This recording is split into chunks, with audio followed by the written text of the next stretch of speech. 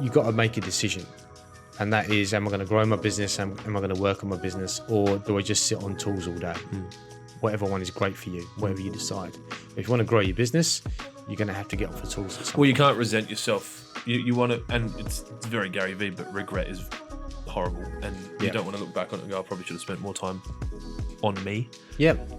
or on the business. That regret piece I said before, people get to the end of their day and regret their day. Yeah. People dwell and ruminate about what they regret in the past. Maybe I should have done this. It's too late. Yeah. What can you control? How can you move forward? How can you grow? G'day guys, it's Clint Adams here, and after a decent break, recording episode number 34 of The Full Landscape, I'm here with Chris Wilson, who is from IPro Australia. This is a bit of a different podcast. It is in relation to landscaping, so it is a full landscape podcast, but it's about stress. So Chris works in, stress management and testing of biomarkers to help corporates and high-performing athletes and military people with regards to identifying stress changes. Yep. And then working with them. So this could be really for anyone. If you've got any questions, please feel free to reach out to Chris via LinkedIn. We're going to post his details after the podcast. And as always, I do not take your attention for granted, and I appreciate your time. Please enjoy.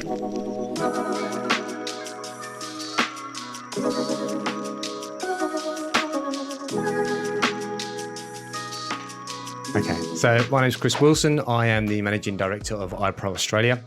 And what we do is we quantify stress by using biomarkers and subjective measures where we can look at stress states within individuals, teams and organisations.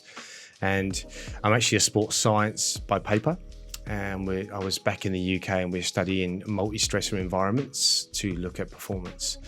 That's really a poxy way of me saying that I used to go climb mountains and look at altitude, temperature, physical activity, all these types of things, and look at how that impacted what we call IgA, which is your first line defense immune marker. Okay. So then I come across to Australia, being a POM, got my PR, and then I started to think about how we could, I'll share this one with you. I had a shower moment, and what I actually started to come up with was, how do I create a business out of what I know? Mm-hmm. And I'm in regional South Australia, so I piggybacked on my wife's success. Mm-hmm. That's how I got in the country. And I was spending a lot of time being daddy daycare, and it's just starting to put me in dark places. So I started to think, right, how do I create something? I need to get out there. And I actually started to think, why can't I use saliva markers to look at performance in animals? And then how do I then market that and put it into training programs and what have you? And as I started to piece this together, I actually found people were starting to find me and go, can you come and talk to us? Which was then researchers in the universities, which then led me into military, so special forces, and then into the big associations. Doing keynotes or more one-on-one, just like, we need to get an opinion on this? Yeah, that's right. So what had happened there is they would say, can we use your kits? The kits are unique because they're point of care. So saliva is not a new marker, but I would normally have to take my sample, send it to the lab. I would get my report 2 weeks later. Yep. So when we look at performance markers, we need real-time data. Yep. How do I quantify and then measure and then base my decisions upon the data I have? Okay. So how I explain it to people is I would have my little markers set up. I'd have your player number on the top of the bottle. Yep. You come in, you sit for 5 minutes. You then give me your sample, which will take 30 to 40 seconds. And so the 5 minutes giving your saliva a baseline, or like to kind of calm your saliva down, is that a thing? Yeah, that's right. I mean, you could marry it, you could weigh it out. So you could do half an hour's, but we don't have time. We're in a sporting environment. Yeah. So by the time we get everyone in, they sit and they settle. We try not to initiate any sort of arousal response, if you like, or get them fired up. That's not what we're looking for. Yep. We want them there, relaxed. They can look over their player notes, whatever it is. They give their sample, and then they go. Yep. And then I would run the data inside the changing rooms, go out to the performance manager and go, yes, no, or the trends are going this way. Got to consider that player there. What are you looking for? So changes in the data. So if we're looking at immune markers, if there is an immune drop, we're more susceptible. So there might be an overload. We might have to regress the training to allow the body to go into an active recovery. And you said this in animals, as in, was this something you were doing with kind of horse racing at some point, or was it? Yeah. So can it be any animal, any mammal, or no? Anyone that has saliva? Guinea pigs? No. So what we got is I started looking at equine and looking at performance there. And then I started to look at canine, obviously greyhounds. Yep. So what happened there is I reached back to the UK and I started to speak to the person who I used the kits for when I was climbing mountains, and he got a bit suspicious. Like, what are you looking into this for? I said, it's just an idea. And he said, what are you doing? I said, I'm in Australia. I'm looking to do this. And that's when I started to become IPro Australia. Yeah, okay. So no one else was doing this, or no one else is doing this? No, I've got exclusivity. So I don't manufacture the kits. Yep. I bring them in for Australia. Yep. That's cool. So, they could then replicate what you were doing in England. That's why they were interested to know what you were doing, I'm guessing. Well, they'd already been in secret studies with Newmarket stables. Yep. Which are big. Yeah, that's right. And then, so I'm tapping on my door going, hey, I got this idea. And they're like, how the hell, what do you know? Yeah. I was like, no, it's just an idea. It literally was a shower moment. I wrote it on my shower screen. Yeah. And I went, I'm going to chase this up. I don't know. Well, from what I know about you, you had time, obviously, when you came over, your wife was the primary worker. Yeah. And you were the primary household. Exactly right. But you touched on that. That was dark. Did you feel like you should be contributing more, or you just... Yeah, that's the word I use a lot now. Yeah. So I was just about to start a PhD in the UK. Wow. So looking at exercise immunity. And then what we'd done is, how far into this story you want to go, but what we'd done is I was a full-time student and a full-time teacher. So I was a teacher at a college, but I was doing my undergrad. What's a full-time teacher like? 18 hours a week? And a full-time student's what, 12? I'll tell you what. Sorry to all the teachers out there. Sorry about that. I've got a lot of friends who are teachers. That was for them. And we just done when I went back to England, I just made a pact to myself. I said, I'm going to go for this. Yep. So I was 38 hours plus as a teacher, and we were inspected as a college, justifying my position here, and I was a grade 1 teacher, top grade. Yep. I got a first class honours in my degree, yep. and then I qualified out of my degree when we had Isla. Wow. So new dad. Yeah. And at the end of that, myself and my wife looked at each other and went, we need to go away somewhere. Yep. So we come back to Australia with our daughter, and was she born here? No. She's born there, so she's got citizenship. Yeah. So she was, I think, about 6 months when we brought her over. And that's when someone laid the offer. Yeah. And at first I was like, nah, I'm not interested. I've got a PhD to do. And so you can imagine the plane ride home was, what if we say no? I've got to give it a chance. The offer to work here. Come here. Yeah. So there's the story. We said yes. We landed in an hour outside of Adelaide, and all of a sudden I'm doing laps of this little town with a baby while my wife works full time. Yeah. Far out. And she's getting to see people every day, and And being regional, there's only a certain number of people. Well, the average age was slightly higher than mine. Yeah, you live in the vicinity of God's waiting room, from what I understand. You said that, not me. I'm not a resident there, so I can say that. I'm still there now. I love it. But there was a moment where I'm sort of looking at myself going, I'm not contributing here at all. Yeah. Even though your wife is... And you don't have to. No. No one says you have to. They don't. That's my inner voice. That's fine, though. You're allowed to feel how you feel. Yeah. And I'm quite a driven individual. You know, I've still been growing since when we first met. I was kind of just really looking for information. Yeah. Like, where am I going? How am I doing this? Well, I remember that because you would just, the whole time you're like, should I do this? Should I do this? Like, and it felt like you were kind of throwing darts, hoping that one of them would land in the right spot. Absolutely. I still am, I guess. Yeah. It sounds a lot more direct and a lot clearer than it did last time we spoke. So. Yeah. So that journey really I'm on now is that I was putting out feelers. That's a polite way of saying I was chucking darts and seeing if anything landed. And since then, I've now got 3 different businesses. But what happened with the research was I would distribute the kit. So a university would say we need 300 kits. Yep. Great. The likes of the sporting institutes, won't name names. Yep. And we were getting them ready from the national teams and stuff. So they just order kits, then I consult about collection protocols and what have you. Yep. But that's not me. I'm more of a want to get in front of people. Yep. So the interesting turn of events was when corporate reached out So we're listening to what's going on. Can you help us? So all of a sudden, I just applied my sports science brain to corporate. So right, we're going to come in, we're going to take some baseline measures, we're going to look at the current stress state. We can then do a controlled intervention, and we'll do a post-intervention remeasure and look at the changes over time. So obviously in sport, it makes sense. You've got athletes that are working at the edge of vomiting all the time, and you're then trying to work out if they're pushing them too far and testing on immune. Yeah. From a corporate standpoint, what's the kind of parallel to that? Like someone working too much or too much pressure, or So in sporting worlds, we would call it overtraining syndrome. In corporate world, they call it burnout. Yep. I guess slightly different in nature because of the people that it intervenes with, but same. So who would engage? So the CEO or a board would engage you to protect their team or their staff of a company, and what I guess use that to protect someone who might be too proud to admit that they're struggling or doesn't even know. Yeah, or so one of those two.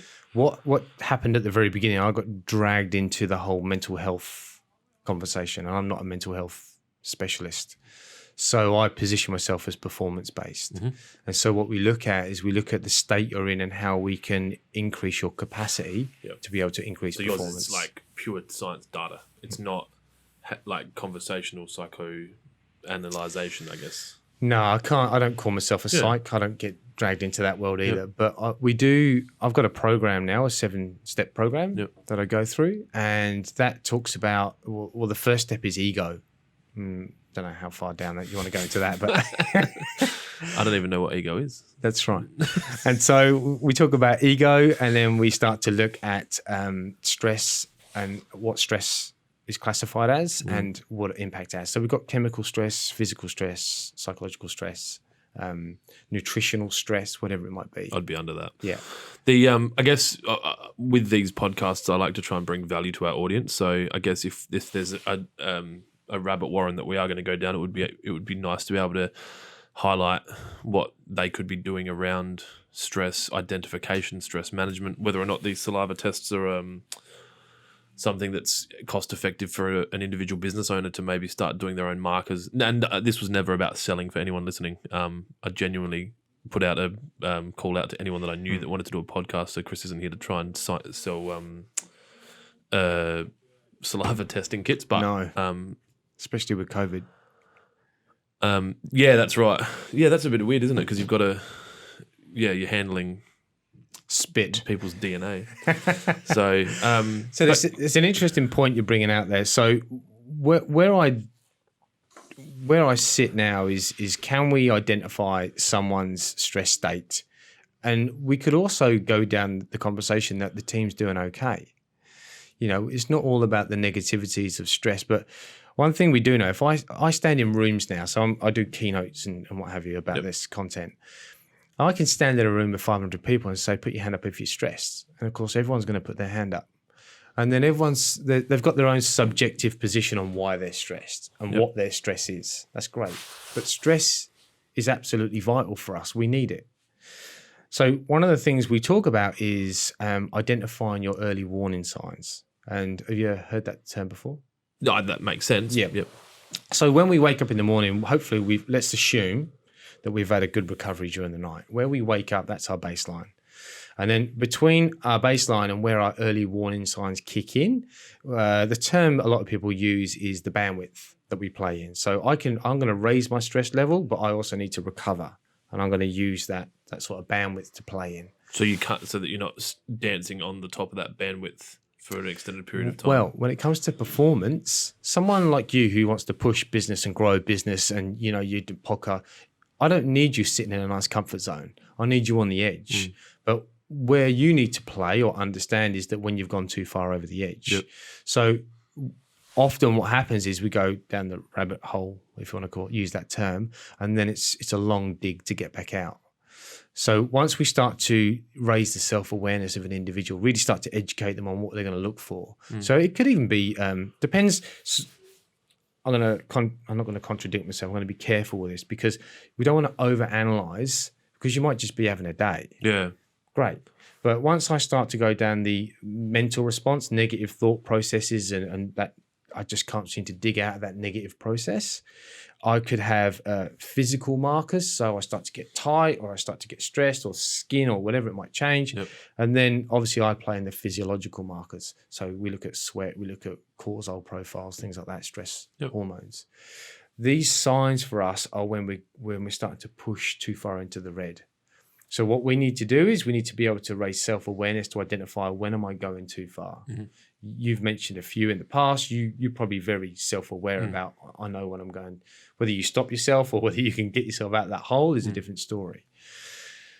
Once we do that, we need to be able to educate with the tools to be able to get out quickly. So we start to do like active recovery loops. Okay, daily routines are great. Can we, people sticking to daily routines is really difficult because it's like another job for them.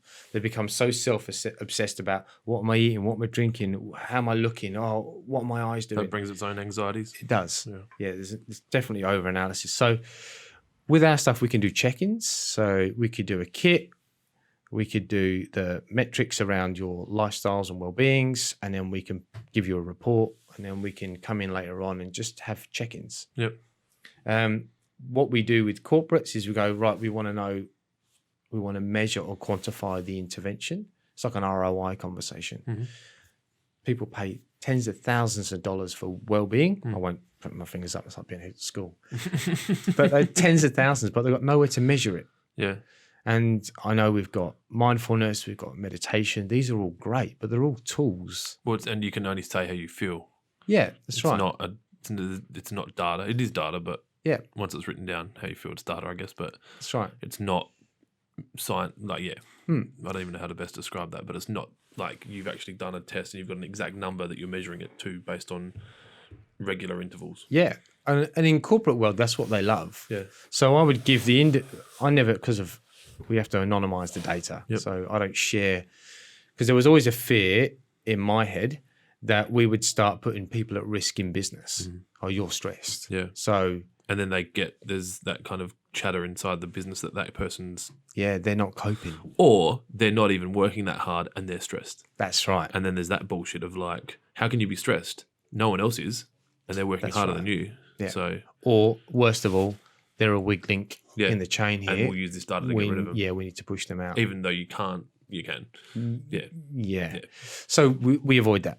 The people who normally pay are the businesses. We would give them a state report. So this is what your team looks like. Mm-hmm. Let's go. They went for the program. So we'd say, this is the team. So we box and whisker it. It's a bit of a scientific term. So we can look at where the majority of the group sit and then where the range is within the group. Mm-hmm. And then we can show the change over time. But for the individual, I would then give you a report of where you sit. And that would be anonymous. So the CEO or the MD wouldn't see the report for the individual. That's right. That would be confidential between you and the individual. 100%. And that, you don't have a legal obligation to keep that confidential. Technically, you're not no, but you will live and die by that. Like your business only survives by your integrity around that. Yeah. Otherwise, it's all. I've had some deep and meaningfuls. I'll be perfectly honest. You're talking to individuals. Yeah. Yeah. So it doesn't. I don't differentiate whether it's a massive global corporation or whether it's a small one-person band. It doesn't matter. Yep. I've had people under tables crying, screaming like animals. Yep. It's really a dark place. Yeah. And what tends to happen, which you haven't been trained. Well, I don't know if that's fair, but you're not educated to deal with that. No, my first couple. Yeah. So what I end up doing now is there's a great referral process. Yep. And if someone's in a dark place, that's not my job. Yep. But it's like your responsibility to identify that and point them in the right direction, but not your job to... Whether legally I've got a duty of care, it's more morally just... That's why I do it. Yeah. I don't do this because it's a business. Yeah. And I did it first. Yep. But where I've gone now is my whole history of personal training and massage or therapy and all that, it really comes out now where I'm changing. It's a bit dramatic to say that. Changing people's lives. Yeah. I was going to beat my chest. But I see it. Yeah. And I don't sell it that way because I don't advertise what I do, really. It's all referral. Well, it's hard to advertise what you do. I guess LinkedIn's probably one of the best platforms. I try sharing content about... But that's just branding, and then but at the moment we've got some fairly decent jobs going on. I think once you start playing in Australian sporting teams, or whether it be AFL, A-League, Santos. I don't. These are not names that you've said to me. I'm just kind of like that corporate structure. One of an upper level or a C-level person moves from Santos to, I don't know, Clipsal back whenever it was, and then they're like, yeah, we were doing some work there, and then you start to get you build this groundswell of awareness, and that's how you'll pick up that work. I don't think there's many other ways for you to do it. I remember when we first met, we were talking a lot about Facebook advertising because Cara and Leanne were involved in our group that we had, or LinkedIn advertising, and you're like, sweat's not sexy. Like, how am I supposed to sell on Instagram or Facebook? Like, this soap will make you sweat less, or this deodorant will make you sweat less. Like, it's hard. So that's one of the other businesses, the Persby Guard business. And then there's Spit. So I grew up. Sweat and spit. I grew up. What do you want to be when you're older, Chris? Yeah. It's not exactly what comes to mind, isn't it? Like, I want to be a firefighter.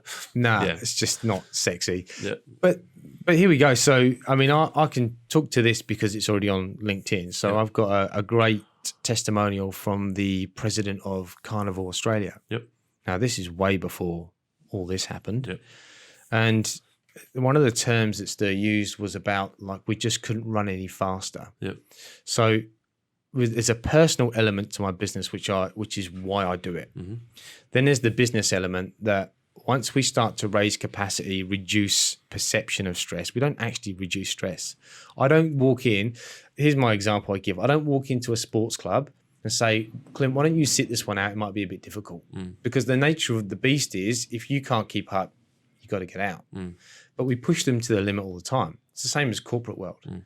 And so when they're running on the edge, like we spoke about earlier, we just need to give them a bit of space to allow that. So it's not about slow down, do less, take the pressure off, not at all. It's about changing your perception and then looking after yourself to increase your capacity. So in a sporting, like in a team environment, if they were, say, a rugby team and you identified 2 or 3 players that were on the edge of burnout or overtraining, what does a coach then do, like, to not alienate them from the team? Yeah, so we can regress. What it used to be when we used to periodize training for sports people was we'd have blocks, so macro, micro, meso cycles of training. And then we would just stamp it across the board. Like, we're all doing this week. Yep. So, no one really knows what's going on except the coach. Yeah. Yep. So what we can do now is we can go, well, actually the indicators are suggesting that Chris might be struggling a bit. And that's not struggling as in can't keep up. Maybe there's a virus going around. Maybe you can't even see, Maybe there's external stresses. So rather than keep pushing and eventually drop them off, what we can do is just regress Chris a little bit, allow him to recover whilst training, just regress the load. And when his body picks back up, we go again. So in a special forces environment, do they want to regress or do they want them to snap?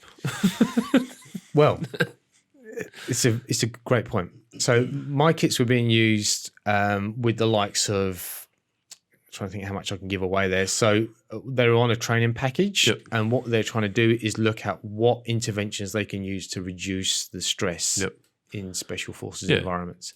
Because when they land once they've qualified, if they're active special forces, they're not trying to become special forces. Because I automatically, my brain goes Hell Week straight away. Like, are you testing in Hell Week? Or is it like, no, these guys are actually like they're actively working in foreign countries or, say, Star Force or whatever, and there's post-traumatic stress in the future that you're trying to kind of help deal with now? Or is it more just physical load on their body risk? Yeah. So what we're looking to do there is... Again, I'll avoid mentioning their names. Don't say anything. And anything that if you accidentally say anything, we can trim it. So so there's some great specialists that are over in Queensland and down at the barracks at Holsworthy in Sydney. What they were basically looking at was what interventions they can use to reduce the stress in the likes of decision making. Yep, that's a really fascinating area. Because that's different to the physical stress. Like you got to be quick and make the right decision. So as in reducing stress to make sure that you're making the best decision. Yeah. Not that you're just making a decision quickly. So if we're in a heightened stress state, let's go business. Let's just go there. So if I'm in a stress state Yep. I'm not coping very well with the likes of financial COVID, whatever's So going maybe on. you're the CEO of Virgin Australia. Yeah, okay. Yeah, let's go. Well, he's okay. He's doing okay. Oh, Virgin Australia. Yeah, Not not Richard. No. Yeah, that's right. So Like you've just have to ground all your planes. yeah, You're now like, holy shit, what am I going to do now? the uncertainty's kicked in. So if he hasn't got control of his stress state, the chances are that he's getting to such a heightened state that his critical decision making is compromised. And that goes with all of us. So if I go to owners of small businesses that you and I, we're so involved with the day-to-day stuff of a business because we're small. Yeah. And, I'm the marketer, I'm the admin, I'm the accountant, I'm everything, that I just get wrapped up in it, that my higher level thinking is compromised.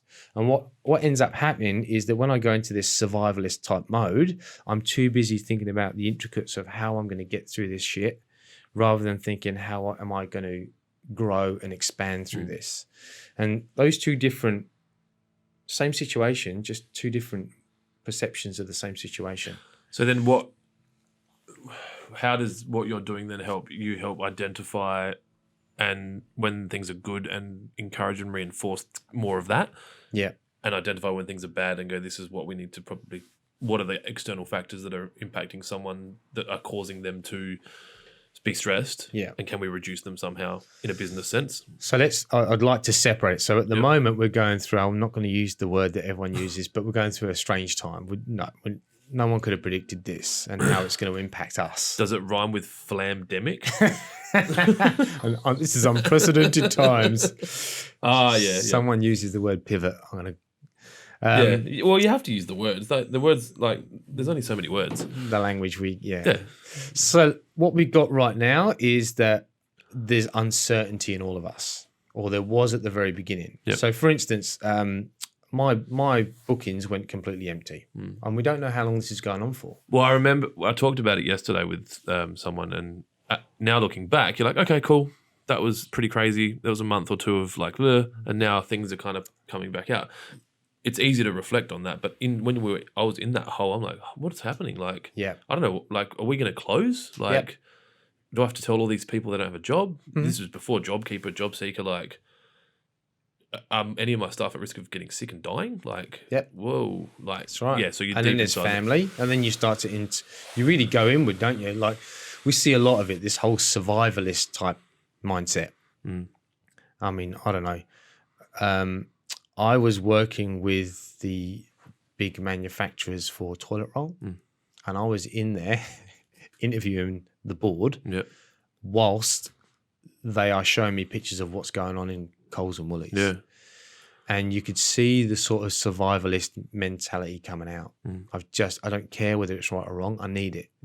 And you can't allow for that. That's not something that we know is going to happen to us. Well, I've said to people in the past, the CEOs of the world that get paid a lot of money, that amount of money they get paid it doesn't make sense to a lot of people until tragedy or unprecedented times strike, a death in the workplace or like that toilet paper, like that's when they get, like Alan Joyce at the helm of Qantas for a long time got paid and still does get paid a lot of money. And there's people that would be critical of that. They're like, how does one man do enough to warrant that amount of money?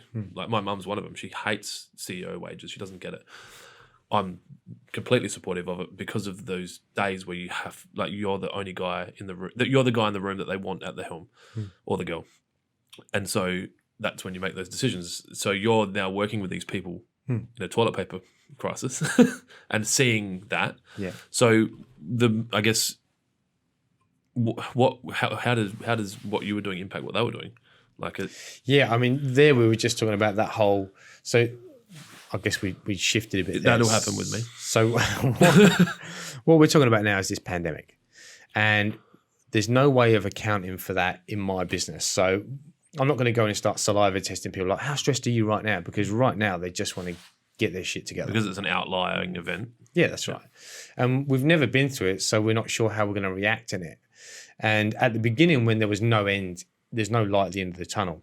It's coming. People are dying. We're watching Italy go ahead. I don't know whether my business is going to reopen again. And I don't even know whether it's going to be 1 year, 2 year. People were talking like that at the beginning. It's going to be years.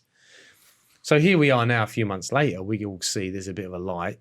Now we're getting scared for the second wave just to keep our fear levels up. Because it's unknown. And then in 2 months, we'll be like, there was no second wave. There was a second wave. Yeah, but we don't know. That's right. So right now is not a good baseline measure or a way to measure someone because there's no comparison. So even if you had a corporate ring you and say, hey, can you come in, say 4 weeks ago and test our whole sea level suite? It's pretty quiet. COVID-19, we can't. It's not a good time. We can because we compare against norm values. Yep. So I wouldn't. But if that was their baseline, that was their norm value. Do you know what I mean? Yeah. Like if I said, this is, my brain automatically goes to, I should have got tested a month ago. I would have liked to have known my cortisol or whatever during the stresses of COVID-19. Yeah. Just so we can reference it in 5 years when we have like zombies. Yeah. Or whatever. You know. Let's go there. Yeah. Yeah. Okay. Just went to zombies. Brilliant. That's the podcast. So yeah, do you then have almost a duty to go, look, we can't start you now? Because it's not a normal time. No, we can because what I've done is we've created during the 5-point course. It's called the cortisol awakening response. So what we've got is norm values there, and we are comparing you against the data we've been collecting for 5 points of the average of all the people in the country. Yeah, so we've got geo means. So we've been collecting data from US, UK, Australia, and that's going into our database to then start creating norms. As in, the average person has this much baseline. Yeah. And do countries vary? Like as an average of a country or a race?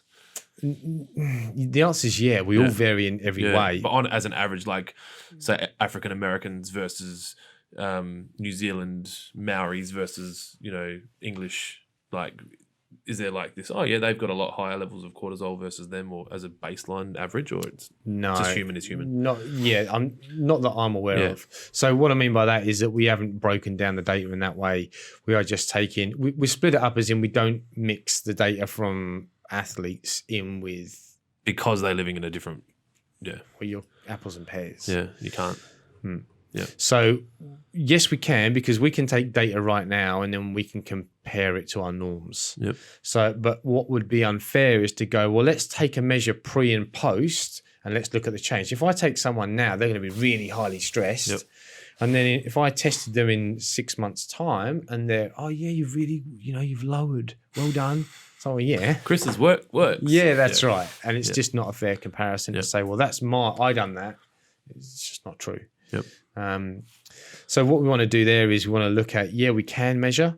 Now is a good time to measure if you're happy with the saliva. And the reason why I say that is that we can start to look at those at risk within the workplace. Yep.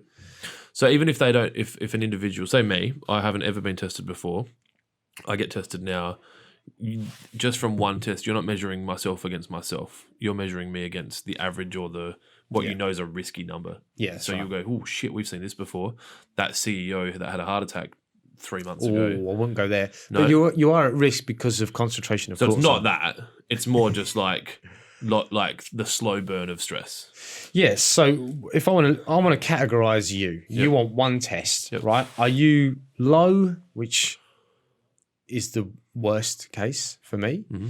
If people come in their cortisol level, because we need a cortisol rise, if they're flatlining, like it's just a flat cortisol on the bottom, that's technically burnout. Yep. Your adrenals aren't giving you any sort of rise at all. Yep.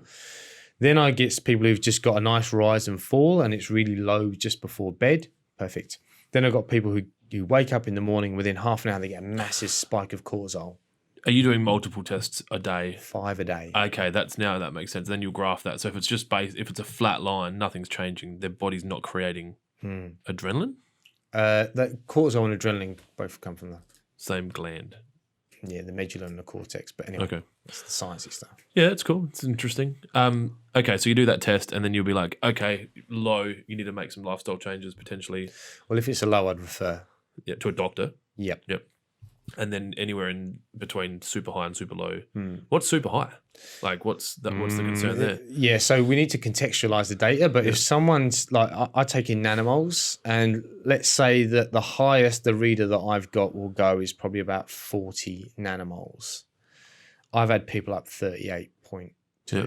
So we're right up at the top end. And what would cause that? That they're just like Hannibal Lecter, or like No, it's like just Usain Bolt, or is it just the body just is the preempting a high stress state. So all the time? yeah, so I'm not talking about a kangaroo jumps in front of your car and then you get a stress rise. It's not that. The daily stresses come in, like whether it be the banging next door or whether it be someone drops something outside and scares the shit out of me. Yeah. That's not what we're measuring. We're looking at what stress state your body goes into. Yeah. So when you wake up in the morning, what is happening physiologically to the body to prepare for the day? Yep. What we often find is that those exposed to chronic stress, their body goes, uh-oh, here we go again. And we get this massive rise of cortisol. So you do a saliva test immediately on waking up?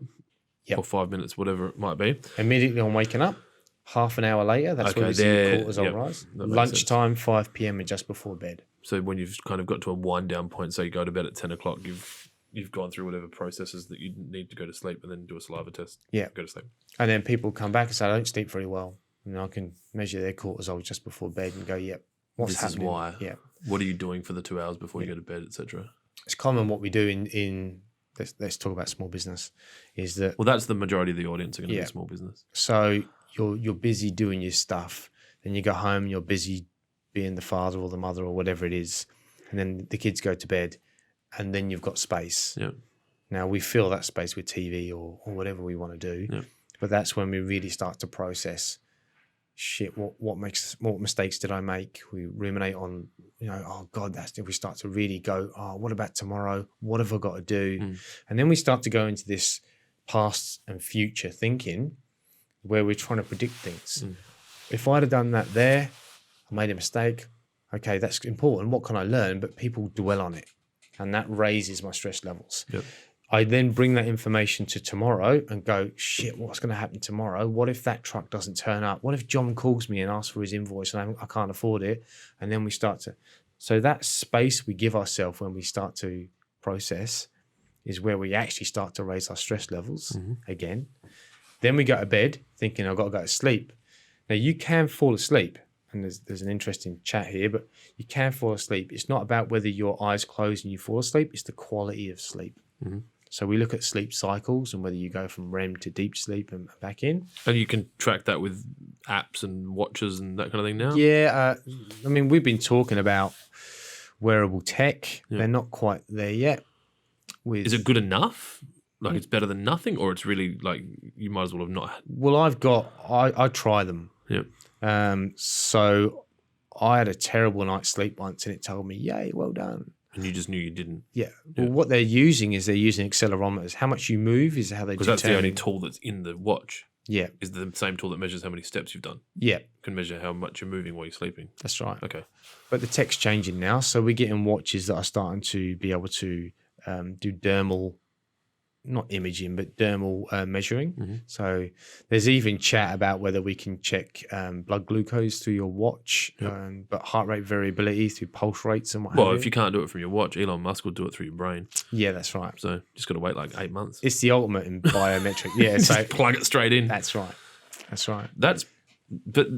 I mean, that's not all completely tongue in cheek. Like, there's potentially going to be. I know I've only watched half of his podcast. That's what I was referring to with the Joe Rogan. But there's a potential for athletes to have those devices plugged to their brains or their bloodstream to track things, and then there's going to be regulatory bodies that are going to have to say that's actually a banned thing because you're microdosing your body with sugars and whatever to keep it in its perfect optimum everything.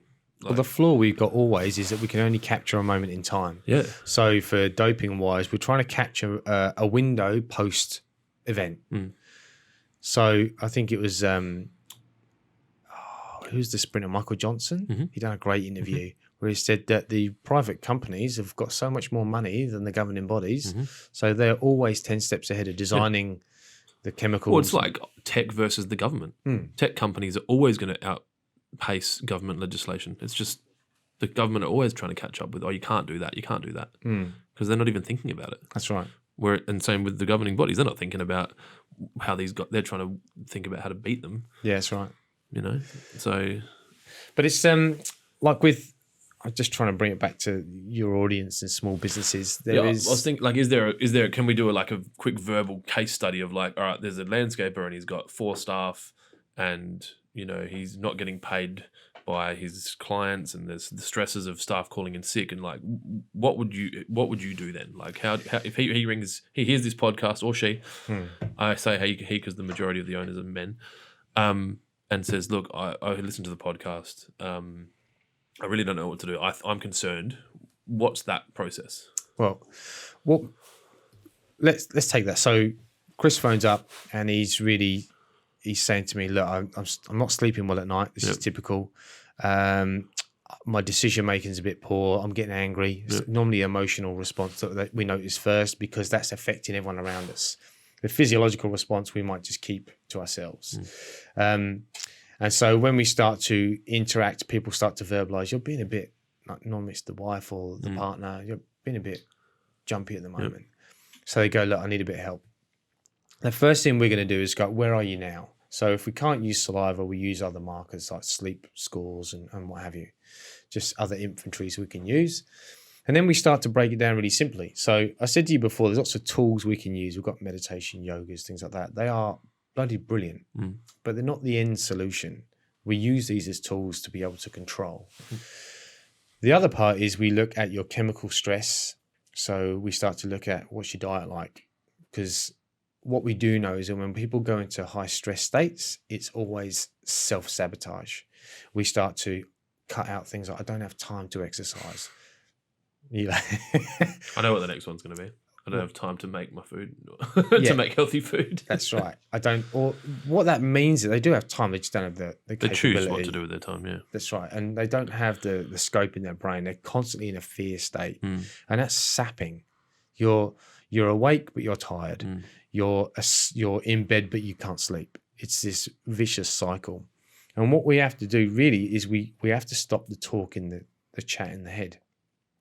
I'm not a psychologist, but one of the areas we do a lot of our best work is where we start the program with the chat of, what is your reality? What is your ego? Let's look at the arenas of life, and we can look at career and love and health, and what's been happening in the past that's been sabotaging. What trends and behaviors can we look at? And then what do we need to do to improve that? One of the things, I made a video about it the other day, one of the things people do is they blow up, it's too big, I can't deal with it right now. I've got to change. I've got to stop eating this. I've got to start drinking that. I've got to train 7 days a week. It's just like another job. So I talk about non-negotiables. I say, right, so the first thing you're going to do is you're going to put your trainers on and get out the front door. Like, but how far do I have to run? I don't care. Go around the block, 10 minutes. The whole point is that you wake up in bed, you go, that was a shit night's sleep. I feel really tired. Oh God, my day's going to start. And then your head goes.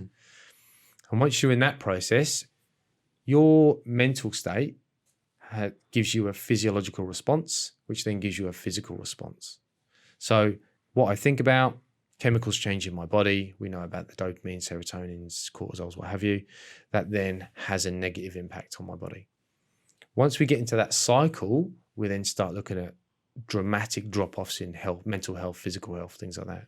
So getting up and getting out the door is just your way of winning. Okay, I won that one. Great. Do that twice a week. Great. Drink water.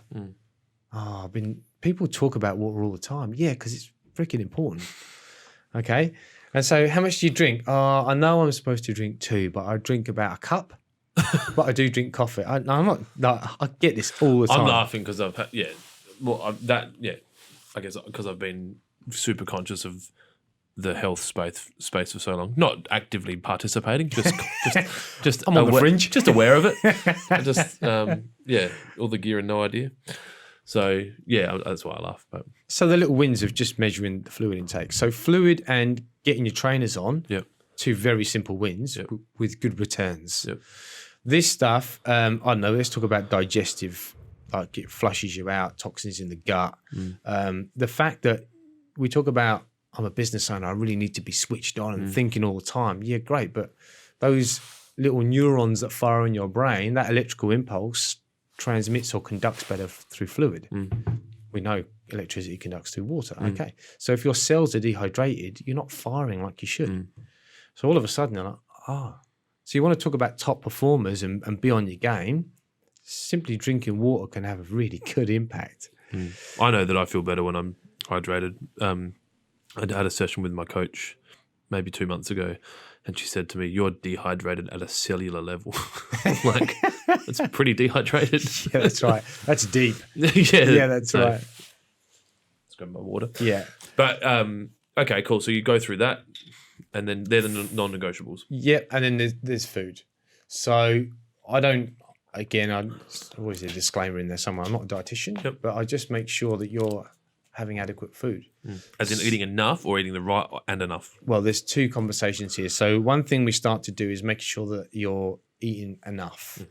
So what we do know, there's lots of different diets out there, which in its own right is confusing. Like you're supposed to eat, you're not supposed to eat. You're supposed to eat this, but not enough of that. That's the wrong one, but how about this? Which drives me nuts.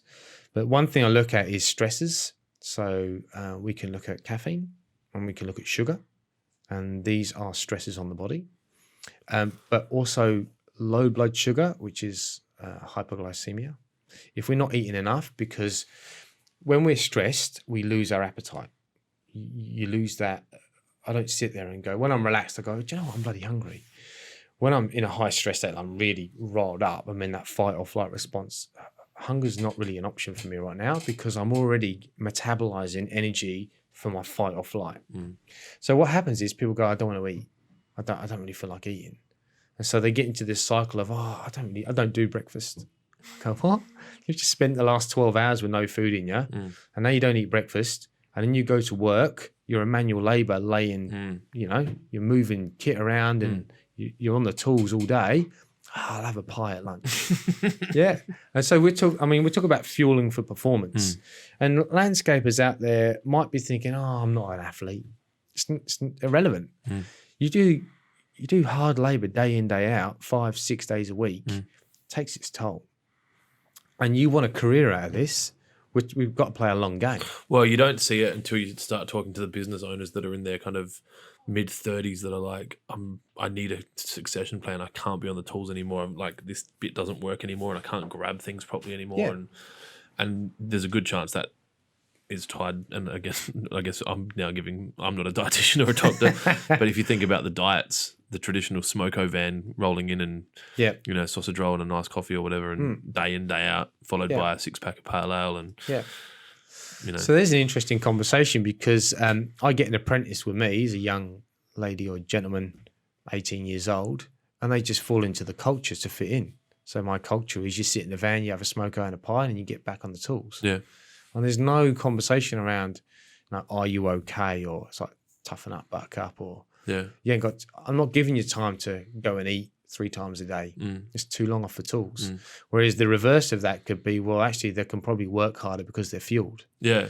And if they've had the right food, they're not going to have spikes and drops in sugar, so they're not going to get doughy. And we've all been there. Don't get me wrong. I've got an 18-year-old. They get their paycheck at the end of the week. They go to the pub Friday night. Yeah. They have a schnitty and beers all weekend, then turn up for work on Monday. Yeah. I understand that's probably what the current norm is. So we're not talking about right now, we're talking about shifts. How do we make cultural shifts in our markets and our industries? Because what we do know is the turnover of men and women through burnout or tiredness or whatever it might be is high. And it's not only the stress of business and trying to, they live paycheck to paycheck, contract to contract. Am I going to get it? Am I not? And then it's about, well, how is that work life affecting the other parts of your life, those other arenas? And once you start to, it doesn't take long. It takes one conversation to sit there and map it all out and go, shit, I'm not in a very good place. All right, well, let's not worry about that for now. Let's take one step at a time. Which is where that's the non-negotiables coming in. You're like, all right. Yeah. All that's doing, we're not making you fitter or faster or anything. It's just giving you control back. I think a lot of business owners can fall into the trap of, like, I'm guilty of this. Like, if we're doing it, we're going to do it properly. So it's like, right, well, if I need to sort my stuff out, then I'm going to train with a PT 5 days a week. I've got meal plans coming in. I've got, special RO filters installed in the house to get water. Like, it's that ridiculous rather than just going, if I just do one thing. Yeah. There's a good book called The One Thing that's kind of like along that. And Jodie was like that with me. She's like, you have too much shit going on. You can't have a meal plan and do this. And she's like, just drink 5 liters of water a day. That's it. And then you kind of get that happening. And you're like, all right, now just go for a walk every night for half an hour. And that it does make it a lot easier to, and you fall off, like it's going to happen. Yeah. We're human. So, but people who are in overwhelm, not burnout, but overwhelm, don't want to concentrate on things like that. It's too much. So what they want is easy tools. Yeah, a pill. Yeah. So that's really interesting. So everyone talks to me. So what's the one thing? Yeah. It's a really sad story there, folks. Water. There is no one thing. Yeah. It's not just meditation. It's holistic. It's not just mindfulness. Yeah. It comes into play where, okay, if you want to just do your day in, day outs, I just want to earn my cash and go home, fair enough. But if you want to be a business owner and you want to grow your business, there's a lot of growth internally that needs to happen first. 100%. And how much control do you want to take? So when we look at elite performance diary management, that sounds really poxy when you say it out loud. We are literally mapping out where everything sits and they are non-negotiable. You put an hour in for a podcast there, that's non-negotiable. Because that's what happened. Like right now, my phone will get messages and 100%. You can't stop. Everyone wants a piece of you because you're the business owner. But it depends on where your focus sits. We talk about focus and performance. And what people mainly struggle with is because in small business, everyone is dependent on them and they are the center of everyone's, or the universe, the solar system. And because they're externalizing all their focus, they self-neglect. So part of my job is self-awareness. What are your early warning signs? How do we identify them quicker? What tools can we give you to bring you back into your bandwidth? Yep. And that's really a summary of where small business owners just stop, which is a big ask. Bit of self-reflection or reach out to someone and have a chat. Doesn't need to be complicated. And then just find out where you're at and what you can do. The one magic pill doesn't work because your situation is different to mine. And so what you need is different. We're both stressed, but what you need is different to what I need. And I try to, in my business, from a business point of view, I try to generically just blanket everything, but you can't. So I'm not sure if my business is scalable in that way, but I was going to say that makes it scalable because if you did blanket everything, people can just take that and run with it. But this requires you'd need to train people to be able to decipher what you're deciphering the same as you, I guess. I guess it's just an interesting fact that they've measured it, and there's about 50 to 70,000 thoughts a day that goes through a person's brain. The more thoughts doesn't mean you're more intelligent, by the way. But 90% of those you are not consciously engaged with. You're subconscious. So where is my reality come from? So I'm picking up signals now and I'm reacting to that. So my belief system, my value system, people call it your ego, but they call it like your locker. I call it your locker because I work with sports teams, your cage and what have you. You need to interact with your subconscious thoughts. That's deep. I understand that. But what you're going to find is that the reality we tell ourselves every day, it doesn't work for me. It's not good enough. It's not right. It's not fair because they're over there and I'm over here. They got a better postcode than me.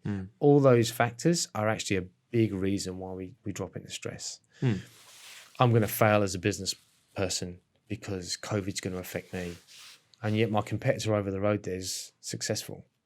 So what is that? Oh, well, they've got a better system. Self-talk. Yeah. And so when you look at that big picture about what we discussed today, it's a huge topic. What we got to find straight away is where we can get the small wins on the board, because that control, and what I mean by control is that you get your win on the board. I drank 3 litres today. Well done. Brilliant. Now go again tomorrow. And how do you feel? Yeah. I think that's the big one. Yeah. But do you feel any different than yesterday? I do actually. I feel heaps clearer. Yeah. Okay, let's stick with that. That's a win. Not a big ask, no financial, just a bit of time. But once we get that going, we start to bring back certainty, which brings us back to this COVID thing. The uncertainty is probably the biggest killer for us and the jeopardy to our reality. So what we've got to start to look at now is how do we create control and certainty? And this is all about the mental toughness model. Once we can start to improve those, we can start to build confidence. And then that is a massive reducer of personal stress. And that's where we can start. How do we build confidence? Well, we start to put systems in play and we start to look at the growth. We won't get it straight away. But what we do know is that if we start to interact with our business and our customers and we start to get that marketing out there and we start to get the ball rolling, it starts to make us feel amazing. Sounds very like we need to wrap it up. Yeah. I'm thinking the 3 things that I've kind of taken from that is to reduce your stress, or to, I guess, I don't know if it's a physical stress and a mental stress, but to be hydrated, to move more and to be more intentional with your time. Sounds like that diary management and actually taking control of your day and knowing that it's your time 100%. will rather than just being reactive to everyone else's needs. And I know I find that with me if I'm intentional with my time. And like you said, if it's in the diary, and I used to have a PT in the diary. When I was at my healthiest, I had lunch and meals in my diary. So I had to eat, even if it was for 7 minutes or whatever it was. Yeah. Because then that was certainty, and I remember feeling better. Yeah. And being clearer. It closes a loop in the brain. I mean, there's I was going to say drugs. We don't have to think about it. We make that many decisions each day. That's right. That's made for you. Yeah, 100%. And when you talked to it, it's interesting you said about, well, I don't know whether it's physical or mental, but when you talked about drinking water, you used the word clear. I think clearer. So we can't separate them. No. We try to, because psychologists want to own the brain and physiologists want to own the body or what have you, but actually I'm not a psychologist. There's my disclaimer, but I have to talk about your mental state when I talk about your physiological, because your cortisol comes from the inner part, your limbic part of the brain, and that reactive part of the brain, that deep layer of the brain, also interacts with your critical decision making, planning, empathy, all those other things. So, look, the 3 things are great. If we talked about small businesses, give yourself back control. That could be being above the business rather than being in it. I don't know how realistic that is for people in your space. I think that they can set aside time to be there and say, like, for an hour a day, I'm going to turn my phone off and go do X, Y, and Z, or I'm going to plan in the morning. Like, and this has helped me a lot. I'm going to spend 10 minutes in the morning planning my non-negotiables. And then I'm going to allocate an hour to do that or an hour to work on this. And at the end of the day, I'm going to review how I went. Same with the water. So like the non-negotiables might be that I'm going to drink 2 liters of water. I'm going to finish that proposal. I'm going to do this. And then you'll find, anyone that's done time management and things, they'll see that you feel a lot less stressed when you achieve, even if it's only 3 things, because you do get overwhelmed. You've got 20 or 30 things. Yep. But if you get 3 of them done, it's better than not doing the whole 20. At least there's only 17 left, kind of thing. So there's a whole big piece here around purpose, and I should I talk about this, like the bullshit of happiness, and I got strung along with this whole purpose thing. So rather than that, I like to consider intention. So what's your intention for the week or the day or what have you? And realistically, you got to make a decision. And that is, am I going to grow my business? Am I going to work on my business? Or do I just sit on tools all day? Whatever one is great for you, whatever you decide.